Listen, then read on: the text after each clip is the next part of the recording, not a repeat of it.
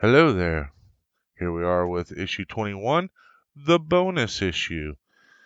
So this one is, I think when I kind of get the quick brief on it for the build video, this week's episode, I kind of showed this, and I think this is going to be pretty interesting. So the Incom T-16 Skyhopper.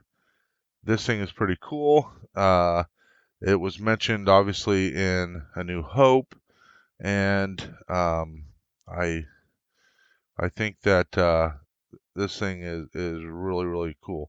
So let's go ahead and get started on it. So it's from the Incom Corporation, and Incom is also the corporation that made the X-Wing. It's the T-16 Skyhopper. It costs 1,400 or 14,500 credits new, but it's only 6,000 used. Its height and length is 12 meters by 10.4 meters. Its maximum altitude is only 300 meters. Its maximum speed, however, is 1,200 kilometers per hour, so it's pretty darn fast. It's got the E16 ion engine and two DCJ45 repulsor lift generators. It's customizable. It can hold one crew and one passenger, and its cargo capacity is only 50 kilograms, so not much of a cargo capacity. So let's go ahead and go through this. Although there are many models of Skyhopper, the T-16 is probably the most ubiquitous and successful of them all. The T-16 can easily be identified by its triangular cockpit and its three wings, which are so familiar to a generation of pilots that Cygnus Spaceworks adopted the T-16's tri-wing design in several of its popular models, such as the Eta class and Lambda class shuttles. So we know the Lambda class shuttle, that's what they stole to go to Endor in Return of the Jedi. While the central wing does block the pilot's view, a heads-up display and holographic mapping device do a lot of compensation. The cockpit has room for one passenger and is pressurized for low orbit flights, so that's important. Bullseyeing womp rats.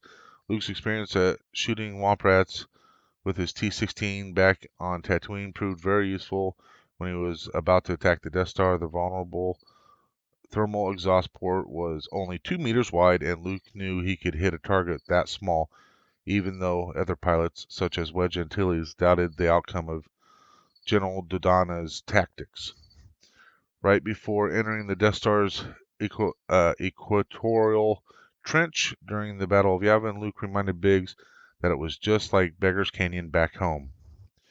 Speed and versatility. The Skyhopper gets its name from being able to hop from one place to another. Because the T-16 possesses both repulsor lift and ion engines, the craft is able to cover great distances and can even reach low orbit. Right after takeoff, the Skyhopper can quickly reach a height of 300 meters, flying through the troposphere. The E16X ion engine of the T-16 allows it to fly at top speeds of nearly 1,200 kilometers per hour, which rivals or even outflies many starfighters and other vessels. The tri-wing design balances the vehicle with the help of advanced gyro stabilizers, even during complex maneuvers. As quickly as it takes off, the Skyhopper is able to drop from altitude towards its next destination. Skyhoppers are very popular among young pilots who dream of adventurous exploits among the stars. The craft's maneuverability and speed certainly are two assets that persuade young pilots to adopt the Skyhopper instead of a more traditional airspeeder. The gyro stabilizer system works together with two repulsor lift generators to allow the T-16 to perform tight turns, incredible steep climbs, and other madcap stunts. The T-16 is the hot rod that every aspiring pilot hopes to park in his or her garage. Skyhopper racing leagues have taken the vacant position on several Outer Rim worlds where the once popular pod racing has been outlawed. Since the T-16 is readily available on the civilian market, the craft doesn't come with any weaponry. However, many Skyhoppers are outfitted with a removable stun cannon to protect the pilot from local fauna or unexpected obstacles. Owners can customize the T-16 due to the magnetic clamps and computer interfaces situated underneath the craft. Uh, these can be used to add attachments such as extra fuel slugs or a pneumatic projectile cannon with targeting lasers. Not all Skyhoppers are used simply as civilian pleasure craft, however. Some are used by local militias and police units and are armed with a heavy laser cannon. Unfortunately, pirates, gangs, and smugglers also use Skyhoppers, since they're able to outrun most adversaries and cargo vessels.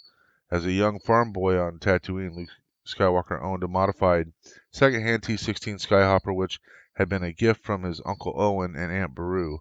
Luke used his T-16 to bullseye womp rat burrows, or to race in the dangerous Beggar's Canyon with other local youngsters such as Biggs, Tank, the Fixer, Wendy, and Deke. Threading the Needle. Threading the Needle is a legendary but very dangerous stunt among young pilots on Tatooine. It means flying your craft straight through the Stone Needle, a rocky outcropping in Beggar's Canyon with a top shaped like a ring. Not long before Biggs returned to Tatooine for the last time, Luke Skywalker had managed to thread the needle after Laze Lonosner, the Fixer, had challenged him to another Skyhopper race. Owen Lars was furious when he heard of Luke's actions and grounded him for the rest of the season. Beside being grounded, Luke had damaged the central airfoil of his craft, so he truly had no other option but to use his X-34 Landspeeder. Luke's thirst for adventure couldn't be stilled, and whenever he had the chance, he imagined flying his T-16 scale model he kept in the garage. Little did Luke realize that he was about to leave Tatooine and that he wouldn't get a chance to repair his T-16. Small scale. This is behind the scenes here. Concept modeler Colin Cantwell built the miniature model of the Starhopper, as it was first called, based on a design by Joe Johnston. This prop is actually used by Luke in the movies. In the movie, budgetary constraints resulted in only a partial set being built for Lars' homestead garage sequence. Norman Reynolds, art director of A New Hope, recalled that the appearance of the Skyhopper in the movie was similar to having a car in the garage. Johnston later used the design of the Skyhopper to develop the Imperial shuttle for Return of the Jedi. No operational T-16 has been on screen until one was added to the celebration scene on Tatooine in the special edition Return of the Jedi. In Attack of the Clones, a different model of Skyhopper can be seen at the Lars homestead. And that's what they're talking about here. So here they're talking about, they had mentioned Biggs coming back and, to Tatooine. And in the regular cut of Star Wars, um, you know, Luke is friends with Biggs, and he mentions Biggs, and then he sees Biggs with the when he goes with the Rebel Alliance. But there's some deleted scenes where Biggs in it, and so that's what they're referring to when Biggs comes back home. Also, I believe it was the T-16 in Rogue One. They mentioned the new model replacing the T-16. And if I recall, there was two stormtroopers that I can't remember. Somebody was hiding behind them, and two stormtroopers were talking about it as they walked past. So, so they kind of sprinkle throughout the movies. So that's pretty cool. I was trying to think if there was anything else to talk about. No. That must be a T-16 here. Let me bring this up. I'll see if I can't find a better image of this, and I'll put it on the screen if I can. Otherwise, you have to look at this this little image here, and you can see that's the T-16 there. So let's go on to visiting Felucia. Now, um, I'm pronouncing it Felucia and not Fallujah because Fallujah is a real place, and I don't believe it's spelled the same way. It's in Iraq and lots of wars and stuff. So I'm not going to spend a lot of time on Felucia because, frankly, I thought this was a little bit kind of boring. It didn't have anything terribly interesting to talk about. The one thing is that it's basically like a rainforesty type place where it has a lot of plants and stuff that grow, and not a lot of people live there, although it's got very fertile soil. One of the things was that the was it the trade, not the Trade Federation, the one of the factions of, or the supporters of uh, the um, separatists was on there. So I don't remember which one it was. It was the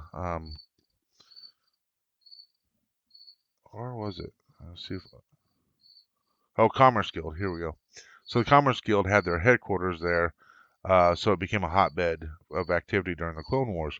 So if you've watched Clone Wars, you've seen Felucia uh, a couple times. They go there a couple times. Also, there was one of the Jedi that got killed after Order 66. That's this one here that they're talking about when um, uh, Ayala Sakura got killed. And so, yeah, I mean, from the beginning of Clone Wars all the way to the end, obviously, there was a battle zone. And there was some Rancors that were there. I think they called them Timber Rancors or something. Uh, oh, they were imported jungle rancors, thrived on Felucia, but the dangerous beasts were often the target of galactic adventurers who relished the challenge of big game hunt. So yeah, the forests of Felucia frequently have hallucinogenic qualities. The translucent flora grows to gigantic proportions and appears in every imaginable color. So it has a lot of mushrooms and ferns and all that kind of stuff because it's not often sunny and that kind of stuff. But this does go through some of that. We'll do a little bit behind the scenes here. During initial development of the Revenge of the Sith, there were plans for the movie to open with views of several alien planets, including Felucia. Concept designer Ryan Church's original sketches of the jungle planet were derived from the landscape of Vietnam, but instead of trees, he imagined a forest of giant mushrooms. Church said that he was inspired by the line cellophane flowers of yellow and green towering over your head from the Beatles song Lucy in the Sky with Diamonds. Several designs were approved in 2002, but in the end, the sequence on Felucia were shortened to show only Ayala Sakura's final moments. Since the planet appeared so briefly in Episode 3, Felucia appeared several times on the animated series Star Wars The Clone Wars, while some of Church's life forms would eventually appear as bulbous trees of silicami in the finished movie. So there you go. 1 second here. Okay, back at it. So maintenance bays. Um, this part I thought was rather interesting as well. This is part of our Secrets of Spaceflight. So I kind of like this series. I'm curious what you guys think of the this kind of sub-series of the magazine. I think it's pretty cool. So it takes a lot of blood, sweat, and tears to keep any ship spaceworthy, even in the case of a vessel such as an enviable service record as the YT-13-7 freighter. Fortunately, the ship's most complex system, the hyperdrive, is also the most trouble-free, as it only requires maintenance every 5,000 parsecs, more frequently if the ship makes more than 2 galactic transits in a year. So the talking about the services was pretty cool. The YT-13-7's sublight engines need more maintenance, with servicing at 10,000, 20,000, 100,000 parsecs, although CEC has never explained the gap between the second and third services.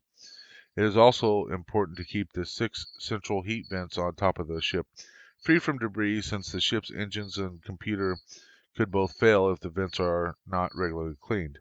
Ancillary systems have varying service intervals, shield generators, and initial 10,000 parsec service, but should then protect the ship until 100,000 parsecs.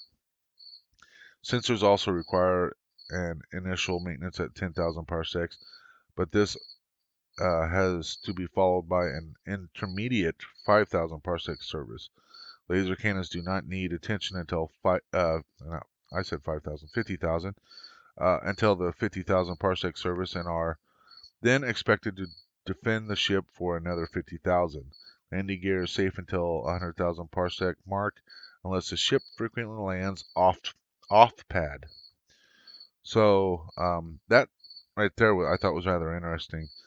Sounds like some of these, like every 50,000 is more or less when they do it. You have an initial one, and then they do one at 50,000. So I thought that was rather interesting. The CEC's fairly leisurely service schedule is easy to follow in the case of relatively new, unaltered ship, but even without breakdowns, the old, heavily modified YT-1300 that Han and Chewbacca called home needed more than double the maintenance manufacturer's recommended level of attention. They sometimes had to devote nearly every spare minute spent on a safe planet nursing their ship. Luckily, the YT-1300's systems are designed for easy access, with several maintenance hatches that allow work to be carried out from outside the freighter when she is safely in port, and internal maintenance bays that allow urgent servicing and repairs to be done from within, either in port or while traveling through space. So it talks about the maintenance hatches outside of the ship, and that's what this one was when we did this a couple issues ago. So pretty cool. Um, External hatches. Both the YT-1300's 4 mandibles have 4 maintenance bays. So 4 mandibles meaning the forward mandibles. 4 maintenance bays. These give easy access to ancillary equipment such as the deflector shield generator and shield projector on the starboard side, or the passive sensor antenna and sensor jammer on the port mandible. Maintenance crawlways inside both the mandibles are accessible from exterior hatches and also run through to the main hold and forward hold. Another hatch is fitted behind the main sensor antenna and gives access to the exterior of the hull. On some starships, this type of hatch can be used by astromech droids to carry out repairs in space, but there is no record of this in the Falcon's logs. Although Han Solo did use a treadwell droid to help with maintenance on top of the hull when landed on Hoth, Luke Skywalker had reason to be glad of this hatch after Lando Calrissian used it to rescue him from the weather vane on the underside of Bespin Cloud City. Interior maintenance. Maintenance of the internal systems is much simpler, although sometimes means climbing into awkward confined spaces, including forward crawlways and various voids in the ceiling. Fortunately, the YT-1300's most vital systems are accessible from the main hold under large grills in the heavily reinforced floor, just after the port mandible. These cover 2 large maintenance bays designed to give the crew easy access for repair or maintenance without the need to strip parts of the ship down. A third bay is situated in number 3 hold just after the ship's boarding ramp. Emergency repairs. The value of the maintenance bay was demonstrated during the Falcon's flight from the Imperial blockade of Hoth. Han Solo climbed down into the forward bay in the hold, wrapping himself around a maze of pipes to investigate the ship's power failure. Another space behind a panel in the ceiling gave Chewbacca access to negative power coupling that needed replacing. If you recall, That was where 3PO was talking with the ship, and he went over to Han and said, "I think the negative power coupling needs to be replaced." And Han walked over and gave Chewie like a tool or something, and he said, "Oh, and Chewie, I think we need to replace the negative power coupling." And he kind of said it kind of quiet, but then they show 3PO look at him like, "Yeah, I just told you that. Don't act like you you had that information." So I always thought that was pretty funny. Um, However, the hazard of leaving a bay open was also apparent when R2-D2 toppled into Chewbacca after fixing the hyperdrive as the Falcon fled Cloud City. Hand tools. The Millennium Falcon never lifted off without a set of essential tools for starship maintenance. Han Solo made sure of that. He was an expert with a hydro spanner, while Chewbacca mastered laser cutters and welders. Such tools were essential for on-the-fly repairs. So this is the hydro spanner, and this is the welder, or the fusion cutter. I'm not going to go through all the red text. It's actually rather difficult for me to read. The red on black, I don't know why they do that. That's the one thing about this that really annoys me, but it's very difficult to read, so I'm not going to go through it. I will give you a kind of, this is the engineering level of the ship, so we're not actually, this is like a level above, I believe this is a level above the actual floors and whatnot, so you're looking like more or less just under in between the hull and like whatever the ceiling would be or whatever. So that's what you're seeing there. Um, so behind the scenes, this was a rather interesting thing.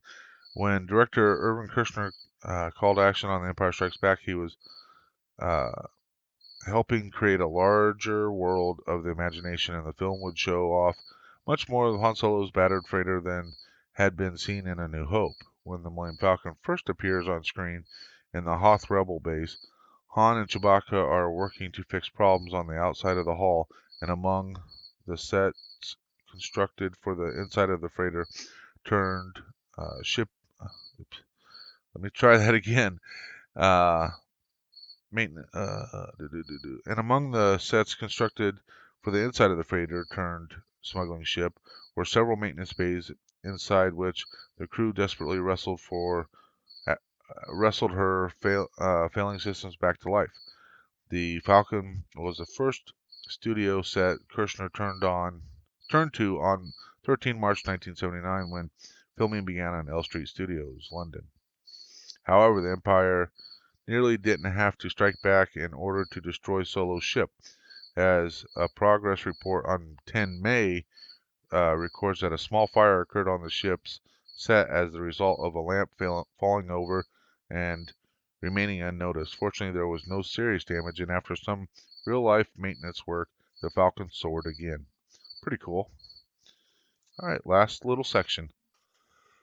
Cutaway detail behind the scenes. The interior of the passage tube in your model only goes part of the way towards the cockpit, and the removable top section of the hull plating, which will be added later on in the build, only shows the interior of the part that you have been constructing. This reflects the sets that were built for the movies, as the cockpit was never connected to the rest of the interior of the ship, and this part of the corridor did not need to be designed.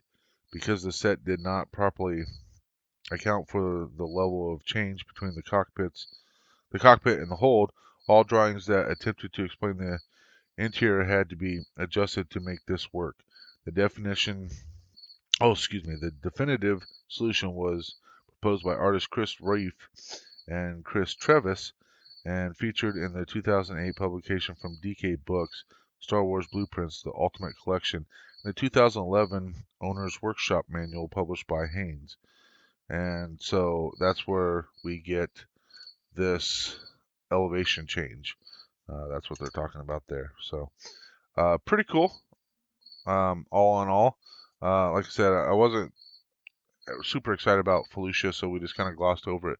Okay, so that's going to wrap it up for this issue 21, and next time we'll be on issue 22, and we get some framework, Some more padding for our corridor here. I'm guessing it'll be the bottom. I think that's what it's going to be. And we'll proceed on with things. So that's the end of that issue. We'll see you next time. So may the force be with you always.